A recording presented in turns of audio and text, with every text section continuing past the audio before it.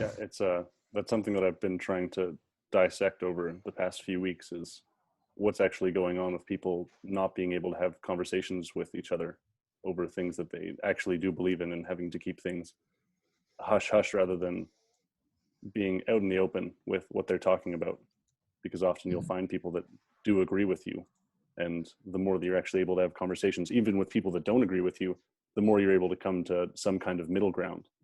And the less that we have that opportunity, the less we have the option or the opportunity to explore something in the middle or come closer to some form of truth. And I think that that over time pulls groups apart and builds the walls between them. I think it's difficult. I think with this last presidency in America, it's just, I won't even say, like, I'm not a Republican, like I'm not a Democrat, but I think Trump did a lot of like good things. Mm-hmm. But the media just has destroyed him, destroyed his followers, and it has just blackwashed like anyone that has remotely any feeling of sympathy or love towards him. So I think a lot of people are scared because it's so divisive now. And again, it just goes back to this like dualities and this like almost like divide and conquer, right? Or we just fight amongst each other on trivial things. So leading into a story where I have a good friend, like kind of a mentor of mine. It's like very smart, holistic, great guy. And he wrote me a message out of the blue. And he's like, I've seen some of the Twitter posts that you've liked, and I'm just so embarrassed and ashamed to call you like a friend and to be your mentor. And I'm just like, oh, man, like, come on, or you got to be kidding here. But it's just like, that's how it is, right? It's like, you have this subjective view on life. That goes against how I believe it should be, or maybe what's more real is how the TV has told me I should believe, and therefore you're bad. And it's like, even if like, okay, even if I was like liking tweets from like ISIS or like Nazis or like the worst people possible, it's like, you don't just push someone off a cliff. It's like, hey man, what's going on? Like, why are you thinking this way? Like, is there something that like is going hard in your life? Are you all right? And I find it really interesting that people are just like disowned from their subjective views of life. I'm like, oh, I'm sorry, I forgot. There's like an objective viewpoint to love and peace and happiness and a better collective society. Because there isn't, right? Everyone has a subjective view. It could be with food. There's a lot of people I know that eat meat, you know, ethically, it's probably not the best choice, but you know what? Man, that's your view. Like, that's your path you're on. Maybe one day you'll be plant-based. Maybe one day you won't. When I was first a vegan, I was like, everyone needs to go vegan, everyone. And it's just like, no, like that's my subjective view. And like, if other people want to do it, that's great. If friends come over, I'm going to make them some bomb smoothie bowls, but I'm not going to shame them for not having it or for eating meat. Like, that's not right. Everyone has a subjective viewpoint. But now it's becoming where it's like, you must have this objective viewpoint or you're bad. And there's no critical thinking behind it. It's like, you're like downloading and conditioned this objective viewpoint from media, from corporations. And it's just like, people don't understand. They don't like how they're coming to these viewpoints.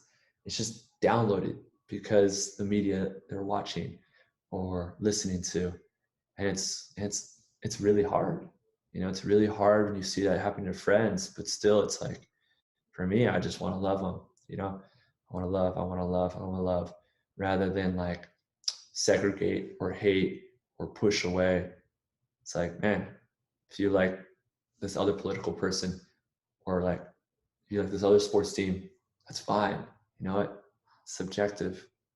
But I think that's why people are afraid, because the yells are just getting louder and louder and louder as like the war drums are beating from like news stations, from BuzzFeed, from Twitter, whatever it may be.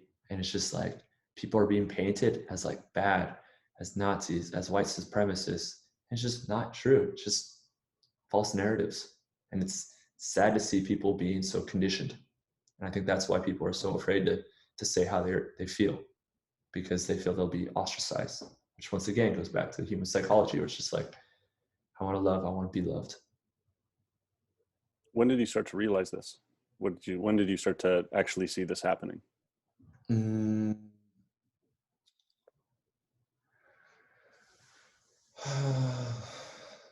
I think with like the whole Trump thing, like I never really paid attention to Trump. And then this past summer, I was like, all right, like I'll like give in. I'll like see what's going on. Cause it was like, I was hoping it was like going to be Trump and Bernie. And I was like, oh, this will be some good dialogue. I was always hoping for Bernie. Feel the Yeah, it was burn. just, yeah. And then, one, it was just like, okay, like Bernie's like this straight up sellout. And I was like, that was a bummer to realize. And then with Trump, I was like, man, he's done a lot of like great things. Like he helped middle America that was being sold out to China, a lot of blue collar workers that lost their jobs and had nothing else to do. One small thing I really liked that I think, I'm pretty sure he legalized hemp, which everyone's on the huge like environmental thing. It's like, this is the best thing ever to help to our planet. It's to once again legalize hemp, and we can move more back into hemp bottles, hemp paper, whatever it may be. Mm-hmm. And then I forget the term, but kind of like helping along the lines of decriminalization of the small time drug offenses and getting people out of jail. And I was just like looking at some things. I was like, huh, that's interesting. Because when I thought of Trump, I was just like, this Nazi white supremacist, yelling, awful person, this sexual like animal. I started looking into it and I was like, okay, yeah, he still says stupid things, but it's just like, one, it's like, he's like, that's like his narrative. Like he's appealing to his audience. So it's like in a rhetoric style, it's like, okay, kudos. Like it's not the right way to talk, but with regards to politics, it's like, yeah, he's appealing to his base. And then I don't know. I started looking at that and then just started seeing how like people who followed him were demonized. And I was just like, that's odd. And I don't know. And it just started to get more divided in the summer, like the Black Lives Matter stuff, which should have been something like so genuine, sincere. That's dividing people now too. And it's just like, I just started becoming like very intrigued with like things that the media is pushing. And it's not pushing real solutions. It's pushing the problem. These people are the problem. That person's the problem. This group of people is the problem. And it's creating this like victim mentality where people are being told that they aren't good enough. They aren't as equal. They aren't as great or as smart, or like this kind of like good racism where it's like these people are bad. And it's like let's fight racism by saying these people are bad. And it's just like, oh man, I just don't get it, because none of these solutions are like real. They're not lasting. They're not loving. They're not compassionate. They're not sincere. And I just had to think like, huh. And then I started seeing my friends get like more agitated, more frustrated. And if you talk about these things, they get like really riled up. You can't have this conversation, right? I think it's great. Like anyone disagrees with me, write me. We'll have a conversation. Like maybe I won't agree with you. Maybe you won't agree with me, but we can have a conversation and see where our hearts lie. Maybe I'm misled through ignorance. Maybe you're misled through like tribalism, whatever it may be. But let's have a conversation. Nowadays, you can't have a conversation. Just people yelling at each other, whether it's on Twitter or in person. You see all these like riots and stuff like that. People don't know how to control their emotions. And I think it's because of this duality where it's like, this person's so bad. You're like, yeah, that person's so bad. And then the people that like them are so bad. Yeah. And it's just yelling and shouting rather than people like talking about it. Let's talk about it. Where does our heart lie? I want the community to be better, stronger. I want everyone to be treated equally. Well, you know what's going to happen on the other side? It's probably the same thing. Or we wish we were led by these false narratives to push us as far as we can on the right, as far as we can on the left, as far as we can, blue, red, whatever it may be. And then once again, it's like goes back to this divide and conquer. We just like fight amongst each other. and like the real important things aren't addressed. I think that's something that I've realized a lot more lately, and something that I've tried to understand more is, so there's this term Sonder, and it's the realization that every individual has a life as intricate and complex as your own. And so I think that that's the base of empathy, is understanding what people, that maybe you don't know what people have been through, but you understand that whatever life you've had, they've also had a very difficult life, because I think we've all had difficult lives. Yeah. And in the terms of politics, understanding that there's not some group of people that are evil and want to completely destroy the world. I mean, maybe there is at the very fringes, but for Yeah. the most part, you have, the last election was 50-50, and the same with the previous election, it was pretty 50-50. So for one group of 50% to say, well, this other group are full of white supremacists and they want to murder everyone and they hate everything because the orange man, or this guy has dementia and he's a puppet for everything, and they all want to destroy the world. I think that's such a simplistic way to boil down and distill a entire set of opinions. And if you go to each individual within those voting groups, I'm sure 99.999% of the people are going to say, I just want the best for my community. I want the best for our country. I want the best for the people of the earth. And so Yeah. everyone's fighting for the same thing, but the fact that our voices get louder and louder over each other only further divide those two groups from actually achieving that same thing. And something that I'm quite worried about is when people put forth information that one group maybe doesn't agree with, that person is immediately ostracized. One example that I can think of is, so there's Charles Murray is one, and he wrote The Bell Curve in the late 1900s. Yeah, that's right. I think it was the 1960s or 80s, but he wrote The Bell Curve, and it was essentially looking at the disparities between different racial groups. And he pretty much just slid it onto the table and said, this is happening, we need to address this. And then everyone said that he was a racist because they found disparities between different groups. And there are obviously disparities within groups as well. But he was just making a point that this was something that we had to address, and what the root cause of it was, and all these other things, those are different conversations. But the fact that it's happening is something that if you sweep it under the rug, it's just going to get worse and worse and worse and worse. And the other one that I was thinking of is, I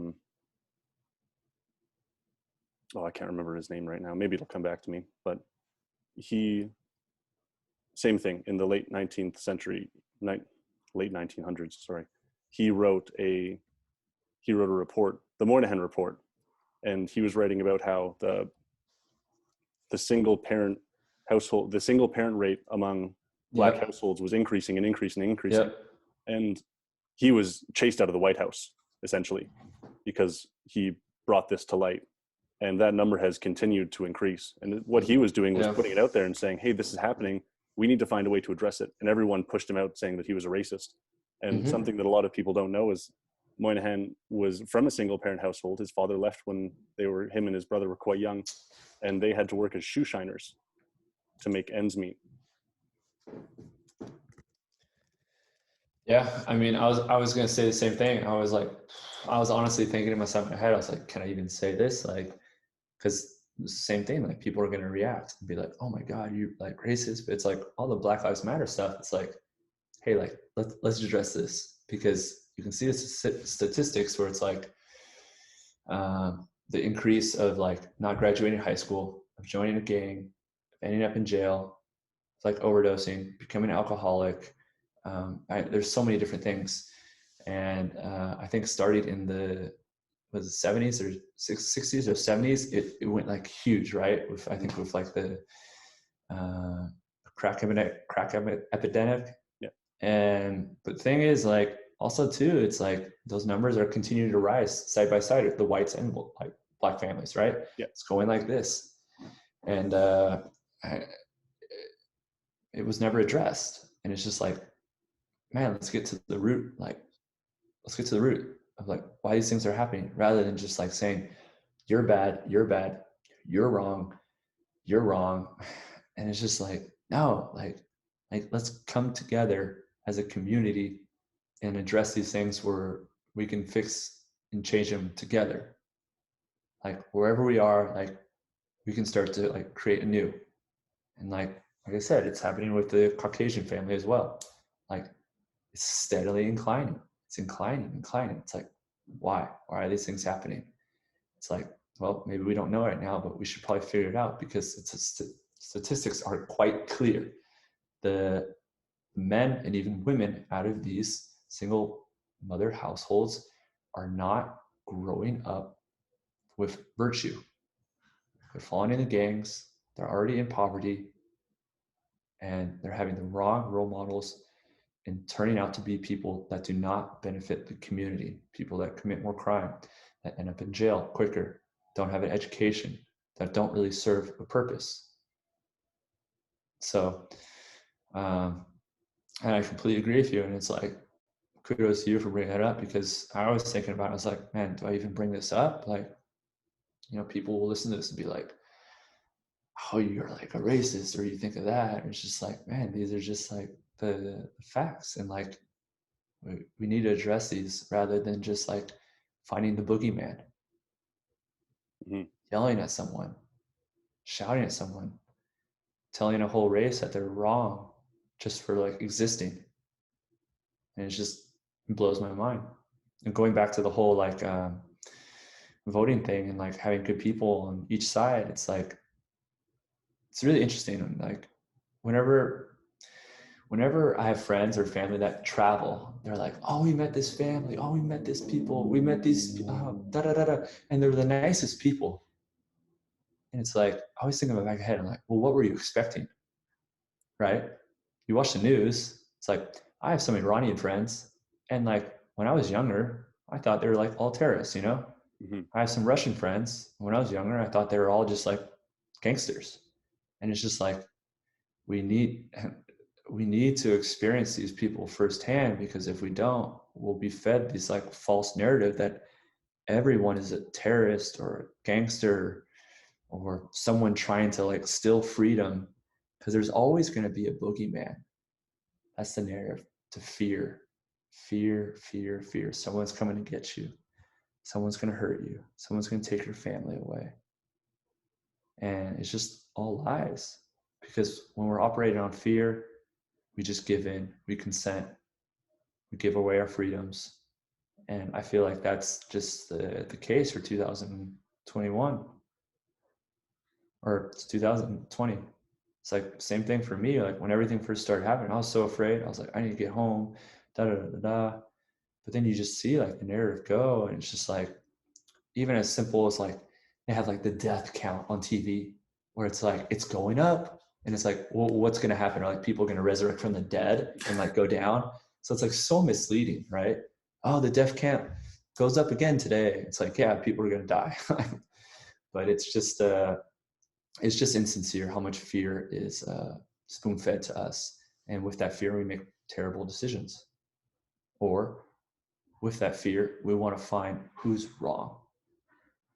Mm-hmm. Whose fault is it because we have to feel this way?